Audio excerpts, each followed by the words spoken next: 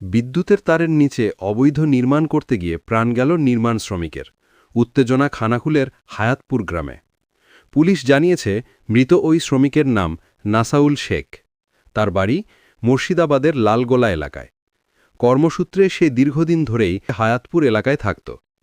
এলাকা সূত্রে খবর, এই এলাকার বাসিন্দা নকুল মান্না তার দোকানের ওপরে নির্মাণের কাজ করাচ্ছিলেন ওই শ্রমিককে দিয়ে।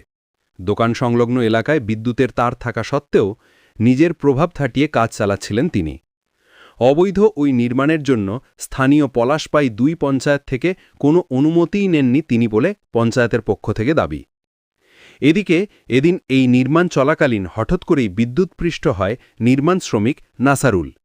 ঘটনাস্থলেই মৃত্যু হয় তার। পরিস্থিতি আঁচ করে ঘটনার পরেই গা ঢাকা দিয়েছে অভিযুক্ত ঘরমালিক নকুল মান্না। ঘটনার খবর পেয়ে খানাকুল ওসি সমীর মুখার্জি ঘটনাস্থলে গিয়ে মৃতদেহ উদ্ধার করে ময়না তদন্তের জন্য পাঠায়।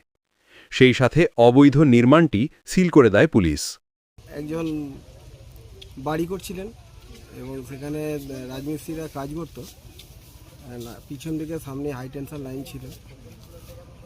দোতলার উপরে কাজ করতে করতে হঠাৎ সকালবেলা সেই রড নিচে নেমে যায়। নেমে যেতে সঙ্গে সঙ্গেই ভয়ানক ঘটনা ঘটে যায়, এটা তো 11,000 ভোল্ট লাইন। সেখানে সেই অবস্থায় সঙ্গে সঙ্গেই যিনি কাজ করছিলেন সঙ্গে সঙ্গেই মারা যান। তারপরে যেটা হয়, আসছেন প্রশাসনিক দিক থেকে আসছেন, এসে তারা বডি এখান থেকে নিয়ে গেছে। যিনি মারা গেছেন তার নাম শেখ নাসাউল, বাড়ি মুর্শিদাবাদ। এখানে কাজ করতেন বহুদিন থেকেই, এখানে থাকেন, কাজ করেন। কিন্তু ঘটনাটা মর্মান্তিক ঘটনা ঘটে গেছে। আর যার বাড়ি হচ্ছিল তার নাম? তার নাম নকুল মান্না। তিনি কি বাড়িতে আছে নাকি?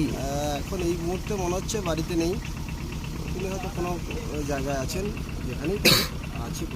আজকে আমার হায়াতপুর গ্রামে যে নকুল মান্না বলে, ওনার বাবার নাম হচ্ছে কালীপদ মান্না। ওনার একটা বাড়ি তৈরি করার সময় একটা দুর্ঘটনা ঘটে এবং আমাদের থানার প্রশাসন লেভেলে এসে যে মৃত্যু যা হয়েছে দেখভাল করে ঠিকঠাক জায়গায় প্রশাসন লেভেল থেকে ওনারা কাজ করেছে। এই যে ঘরটা হচ্ছিল অবৈধভাবে হচ্ছিল, হাই টেনশন লাইন ছিল, আপনারা পারমিশন দিলেন কি করে ওখানে?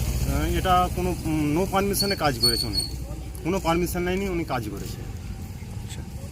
বিভিন্ন ধরনের খবরের জন্য লাইক ও সাবস্ক্রাইব করুন বাংলার কথা।